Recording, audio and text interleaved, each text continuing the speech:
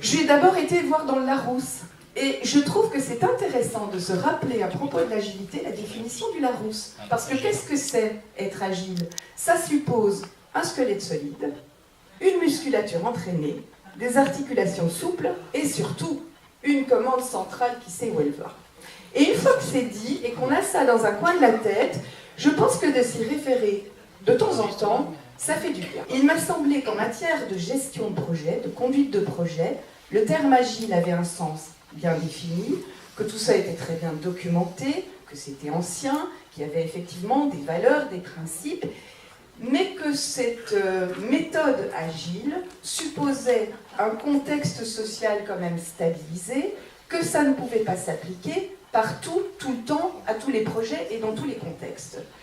Et donc cette notion de l'agilité, je l'ai mise en visibilité d'entreprise avec mes mots de béotienne en la matière, en disant dans ce contexte-là, avec tout ce que vous avez décrit, les conditions que ça pose, les valeurs que ça porte, les difficultés que ça suppose, moi ça ne me pose pas de problème à partir du moment où ça s'inscrit dans ce cadre délimité.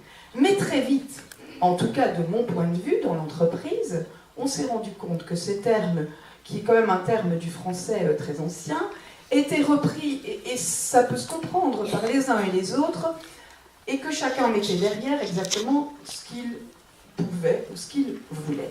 Outre cette conduite de projet, où les choses me semblent bien cadrées, bien comprises, bien documentées, on a vu apparaître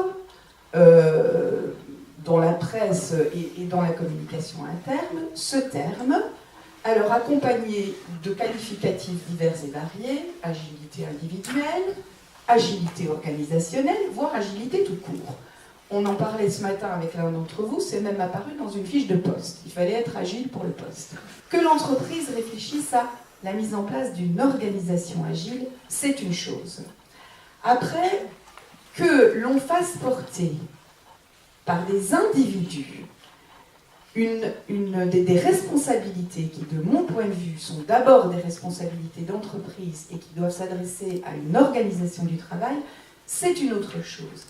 La dérive étant vraiment, pour nous médecins du travail, d'exiger des individus, des comportements et de leur faire porter des choses qui reviennent aux organisations du travail avec le risque de voir l'entreprise se dédouaner de réfléchir à cette organisation du travail qui est quand même le credo qu'on porte en médecine du travail depuis longtemps.